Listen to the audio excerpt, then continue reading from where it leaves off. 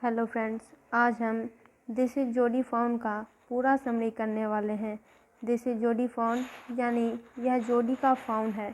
Found का मतलब होता है द बेबी डियर, मृग शावक, मृग शिशु या मृग छौना। इंट्रोडक्शन यानी भूमिका। जोडी के पिता पेनी को एक रैटल स्नेक यानी एक जहरीला सांप ने काट लिया था।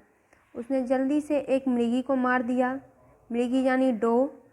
फिर उसने मृगी के दिल और जिगर का उपयोग जहर बाहर निकालने के लिए किया। जोडी ने देखा कि मृगी का छोटा सा बच्चा अकेला रह गया था। जोडी टॉक्स टू पेनी। जोडी पेनी से बात करता है। मृगी के शिशु का विचार जोडी के मन पर छाया रहा। वह चुपचाप अपने पिता के बिस्तर के पास आ गया। उसने उससे उसका हाल पूछा। फिर उसने उससे मृग शिशु के बारे में सोचने को कहा। उसने उससे कहा कि वह उसे मृग शिशु को घर लाने की अनुमति दे दे। जूडी उसका लालन पालन करना चाहता था, क्योंकि डो की तो मृत्यु हो गई थी, तो अब उसके बच्चे को देखता कौन। पेनी गिव्स हिज परमिशन। पेनी अपनी अनुमति देता है। प्रारंभ में पेनी दुविधा में था। जूडी का तर्क था कि मृग शिशु का पालन बोझ नहीं होगा जब तक कि मृग शिशु पत्तियाँ और एकरन खाने लायक न हो जाए। वह जूडी का दूध पी सकता है। जूडी ने यह भी कहा कि मृग शिशु की दुर्दशा का उत्तरदायित्व उसके परिवार का था। पेनी ने माना कि मृग शिशु को भूख से मरने के लिए छोड़ देना कृतज्ञता होगी, अतः उसने जूडी को अनुमति दे दी। उसने कहा कि मृग शिशु घर में लाने के लिए जाने से पहले वह अपनी माँ को इस बारे में बता दे। Judy talks to his mother. Judy अपनी माँ से बात करता है। जूडी मेज़ के पास आकर बिल्कुल चुपचाप बैठ गया। माँ प्यालों में कॉफ़ी डाल रही थी। जब जूडी ने मृग शिशु को घर लाने की बात की तब वह चौंक पड़ी। माँ ने अनिच्छुक जानकर जूडी ने बताया कि उसके पिता ने क्या कहा था। उसने कहा कि पेनी ने कहा था कि मृग शिशु को भूखे मरने के लिए छोड़ देना कृतज्ञता होगी। Doctor Wilson and Millwheel help Jody. Doctor Wilson और मिलविल जूडी की मदद करते हैं। माँ कुछ कह पाती इससे पहले डॉक्टर विल्सन बोल उठा। उसने जूडी की माँ से कहा कि संसार में कोई भी चीज़ पूरी तरह मुफ्त नहीं मिलती है। उसका अभिप्राय था कि मृगी की जान लेने के बदले उन्हें उसकी कीमत चुकानी ही चाहिए। यहाँ पर कीमत थी मृग शिशु का पालन पोषण। मिलविल बोल उठा। उसने जूडी को अपने घोड़े पर बिठाकर जंगल तक ले जाने का प्रस्ताव किया। माँ लाचार हो गई। उसने जूडी से केवल इतना कहा कि वह मृग शिशु को अपना दूध दे सकता था। मृग शिशु को खिलाने के लिए वह उसे और कुछ नहीं देगी। Jody goes with Millwheel. Jody Millwheel के साथ जाता है। मिलविल घोड़े पर चढ़ गया। उसने जूडी को घोड़े पर अपने पीछे बिठा लिया। जूडी ने अपनी माता माँ बैक्स्टर को आश्वासन दिया कि वह भोजन काल से पहले वापस आ जाएगा। अब मिलविल ने जूडी से पूछा कि उसे कैसे पता लगा कि मृग शिशु नर है। जूडी ने उत्तर दिया कि मृग शिशु के शरीर पर चित्तियाँ एक लाइन में थी। यह मृग शिशु के नर होने का संकेत थी। Jody wants to be alone. Jody अकेला होना चाहता है।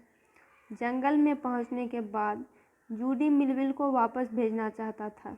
वह मृग शिशु के साथ एकांत चाहता था। दो कारण थे।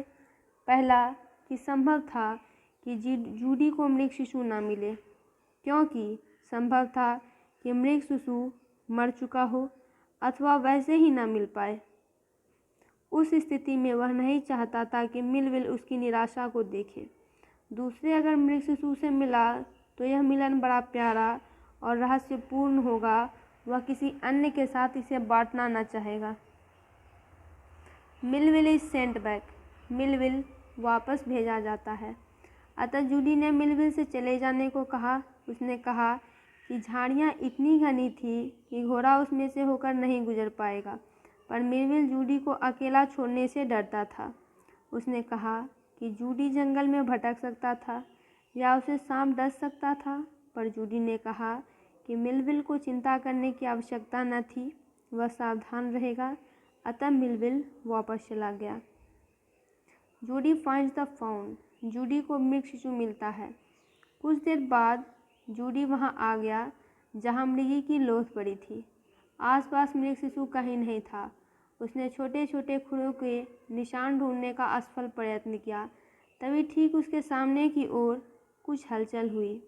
अपने मृग शिशु को देखकर जूडी खुशी से फूल उठा। वह कांप रहा था, पर उसने उठने या भागने का प्रयत्न नहीं किया। Jody picks the fawn, Jody मृग शिशु को उठाता है। मृग शिशु की कोमल गर्दन पर जूडी ने अपना हाथ रखा। उस अनुभूति से वह प्रसन्न हो उठा। बड़े धीरे से जूडी ने मृग शिशु को घास से ऊपर उठाया। उसे डर था कि अपनी माँ के कंकाल को देखकर कहीं मृग शिशु वापस व्याकुल न हो उठे, इसलिए खुले मैदान को छोड़कर वह झाड़ियों से होकर गुजरा। चलना कठिन था। वह मृग शिशु को अपनी बाहों में उठाए था। Jody brings the fawn home, Jody मृग शिशु को लेकर घर आता है। लंबा रास्ता था। वह पगडंडी पर पहुंचा। फिर वह उस सड़क पर पहुंचा जो उसके घर की ओर जाती थी। अब वह आराम के लिए रुका। उसने मृग शिशु को नीचे उतार दिया। वह मिमियाया और उसने जूडी की ओर देखा। जूडी मोहित हो गया। सांस ले लूं, फिर मैं तुम्हें ले चलूँगा, वह बोला। उसके पिता ने कहा था कि यदि मृग शिशु को पहले उठाकर चलो तब वह फिर अपने आप पीछे चलने लगेगा। अतः वह धीरे धीरे चला। मृग शिशु नहीं हिला। अतः उसे उठाने वह वापस आया। बाहों में मृग शिशु को उठाए वह आगे चल पड़ा। वह अधिक दूर न जा सका। वह बहुत थका हुआ था, पर इस बार जब वह चला तब मृग शिशु उसके पीछे पीछे चलने लगा। कुछ दूर उसने उसे चलने दिया, फिर उसने उसे दोबारा उठा लिया। मृग शिशु को उठाए वह अपने घर के द्वार पर पहुंच गया। Jody carries fawn to his father, द्वार पर जूडी मृग शिशु को पिता के पास लाता है। द्वार पर जूडी के मन में एक विचार आया। वह अपने पिता के कमरे में मृग शिशु को अपने पीछे चलाकर ले जाए, पर मृग शिशु सीढ़ियां न चढ़ सका। अतः मृग शिशु को गोदी में उठाए जूडी अपने पिता के बिस्तर के पास पहुंचा। जूडी ने अपने पिता को मृग शिशु दिखाया। पिता यह देखकर प्रसन्न थे कि जूडी जो चाहता था वह उसे मिल गया था। Jody feeds the fawn, Jody मृग शिशु को आहार देता है, भोजन देता है। जूडी ने मृग शिशु को दूध दिया। दूध तुम्बे में था। तुम्बे का मतलब होता है गर्ड, यानी a container for liquid, liquid रखने के लिए एक कंटेनर, जिसको हिंदी में तुम्बा बोलते हैं। मृग शिशु इसे नहीं पी सका।